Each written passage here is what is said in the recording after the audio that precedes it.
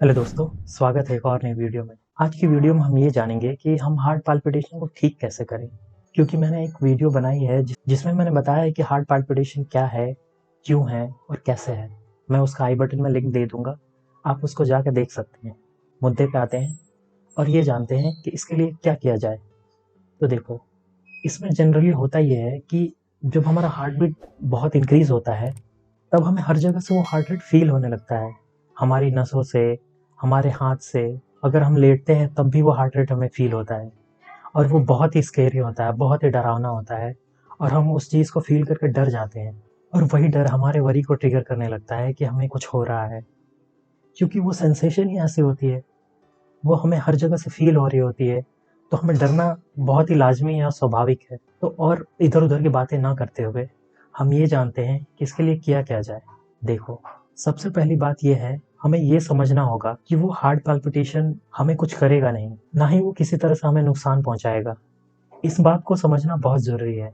अगर हम ये समझते हैं तो फिर उसके बाद नेक्स्ट स्टेप ये है कि हमें उसके साथ बैठना सीखना होगा।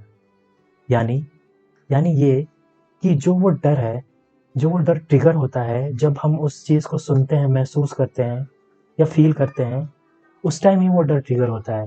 अगर उस हार्ट पाल्पिटेशन को फ़ील करने से अगर वो डर ही ट्रिगर ना हो, तो उस हार्ट पाल्पिटेशन का कोई मतलब नहीं है। वो रहे या ना रहे, हमें फ़र्क नहीं पड़ता क्योंकि हम उससे डर नहीं रहे। तो समझना ये ज़रूरी है कि उस डर को निकालना बहुत ज़रूरी है। क्योंकि ऑलरेडी मैंने बताया है कि वो आपको हार्म नहीं पहुँचाएगा।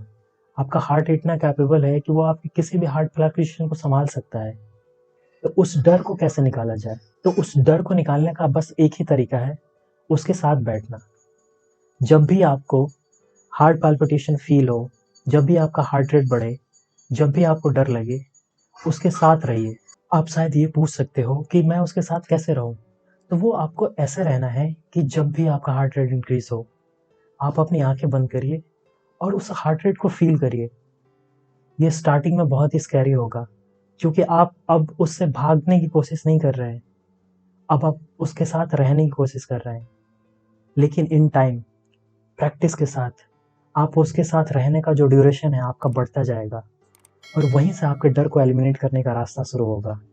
और जिस दिन ये डर आपसे निकलता गया और आप उस हार्ट पाल्पिटेशन को, उस हार्ट रेट को आराम से फ़ील कर सकते हो, बिना किसी वरी के, बिना किसी डरे के, उस दिन ही आपको बढ़े हुए हार्ट रेट से आज़ादी मिलनी शुरू हो जाएगी और आप देखोगे कि वो कितना भी फ्लक्चुएट कर रहा है, कितना भी हार्ट रेट बढ़ा रहा है, आपको डर नहीं लग रहा, क्योंकि आपको अब उसके साथ रहना आ गया है। अब आप उससे भाग नहीं रहे, अब आप उसके साथ रह रहे हो। आपको कोई दिक्कत नहीं है वो रहता है या जाता है।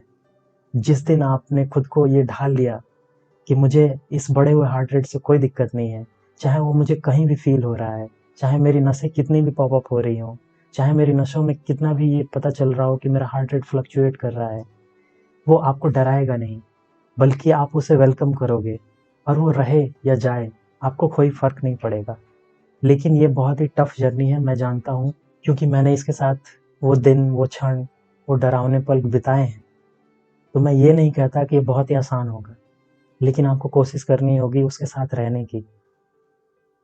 जिस दिन आप ये रहना शुरू कर दोगे, आप देखोगे कि आपको ये डरा नहीं रहा, बल्कि आपको एक दिन आज़ाद करके जाएगा। और इसके साथ-साथ आप अपने डेली लाइफ़ में स्ट्रेचिंग्स और ब्रीदिंग एक्सरसाइज़ेज़ और अपने लाइफ़स्टाइल को भी सही कर सकते हैं, जो आपको आपकी जर्नी में बहुत ज़्यादा हेल्प करते हैं। तो इन सारे स्टेप्स को फ़ॉलो करिए और आप देखेंगे कि आप बहुत जल्दी आज़ाद हो जाएँगे। और मैं फिर कहता हूँ कि ये आसान नहीं होगा, लेकिन मैं जानता हूँ कि आप कर सकते हैं। तब तक अपना बहुत ख्याल रखिए। मिलते हैं किसी और वीडियो में, किसी और नए टॉपिक के साथ, आपके साथ। Thank you so much.